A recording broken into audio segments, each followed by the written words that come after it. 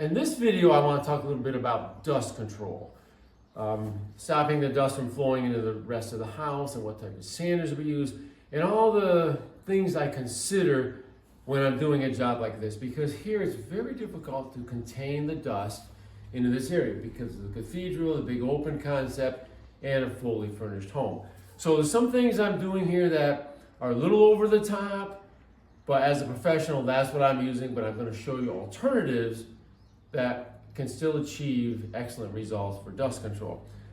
So we did some repairs here. There was a skylight that had a leak. I did the repair down there.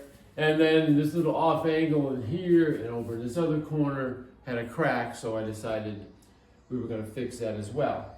One of the things that I've done to help control a little bit of the dust is for my finish coat. This is for what I use for the final coat of joint compound over these repairs. I use this dust control joint compound.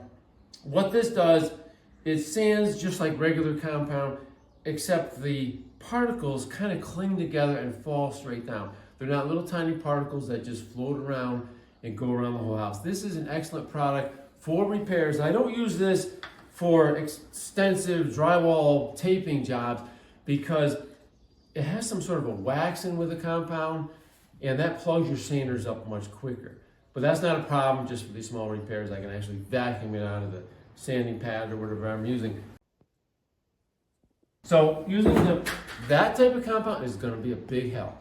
The other thing I do is I want to control the dust. In other words, I don't want the dust that falls to just float into the other part of the house. So what I have over here is a big dust control system.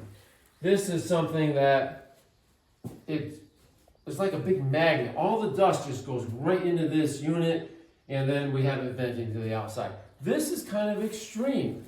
This is something I use for my jobs because I own one. And I originally purchased it because I was working in a office company.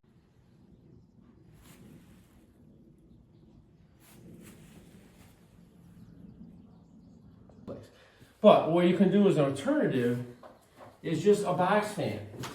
If I just put this box fan on in this doorway, I'm creating a negative pressure in this work area.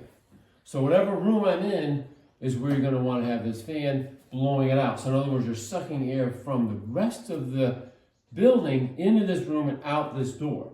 So just a simple fan is going to be a big help as far as venting the dust out of the area.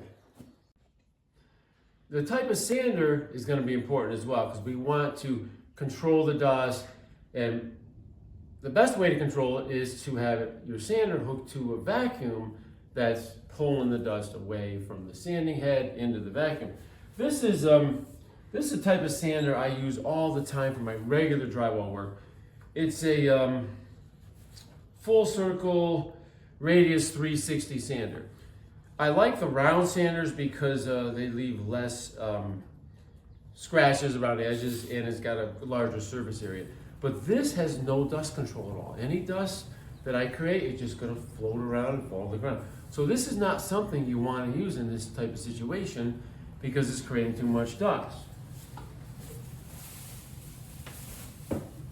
An alternative is a power sander who has a rotating head and all these little holes, and a hose gets hooked to here, which goes to my vacuum. So this is a great tool for containing the dust. And it's very fast, very easy, and it really does. I'm not going to say it's 100% dust control, but it's probably 90%. It really does an excellent job eliminating all the dust from floating around in the air. So this is something that works really great, but is also a very expensive tool. This is something I'm using at work all the time. But I want to show you an alternative to that. This is a tool that hooks to my vacuum as well. This is just a pad, but it has all these holes and it hooks to the, it extracts all the dust you're sanding. And it's easy to control. It's a perfect tool to use for these types of repairs, and it's relatively inexpensive. This works very well, but it doesn't have rotating head, so you have to do all the work yourself. You actually move it along, and this is what I'm going to be using on this particular job because it's going to get me great results. I have no real reason to use the more expensive, powerful tool. Other things to consider when sanding is I could do all the sanding just with this sponge right here, and but there's no dust control with this as well. This is what I'm going to be using for my touch-up sanding, because there's always going to be a little area along the bottom edge or someplace where I can't get to the other tool. So I am going to have some airborne dust because I am going to be using this for some of my areas. A lot of people have asked me over the years about sponge sanding. That to me means using a wet sponge. So I'm going to use a little of this as well today.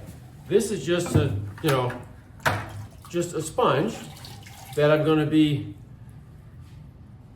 removing tool marks and little ridges and feathering edges in with.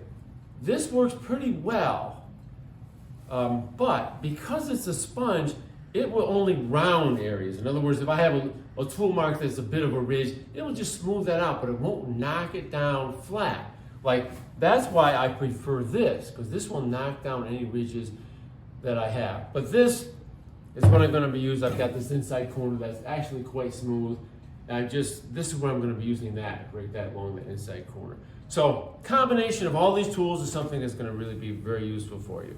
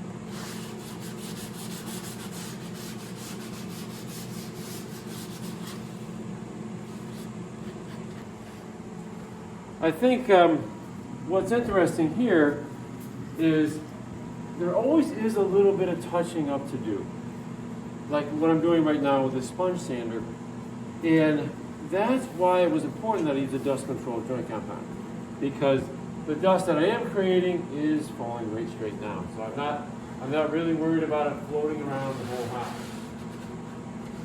Okay, so the dust extracting sander worked pretty well, but it's hard for me to get it perfect in the middle and along this edge. So I'm going to use this sanding pad to go along the edge again.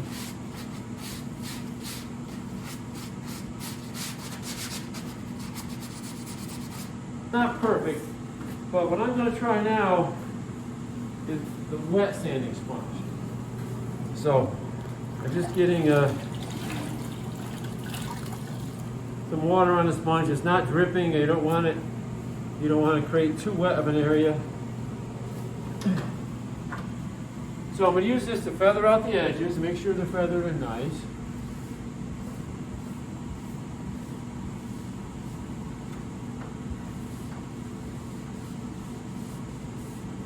And now I do have a little bit of tool marks along the very center of this little rounded area.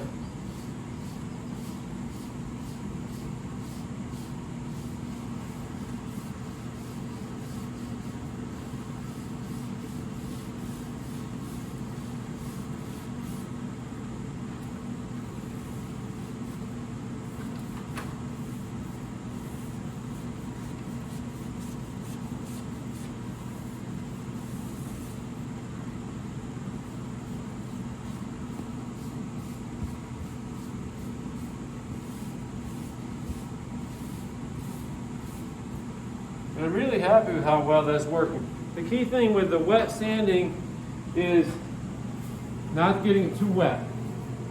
So I'm gonna dip it in here just to rinse it off a little bit.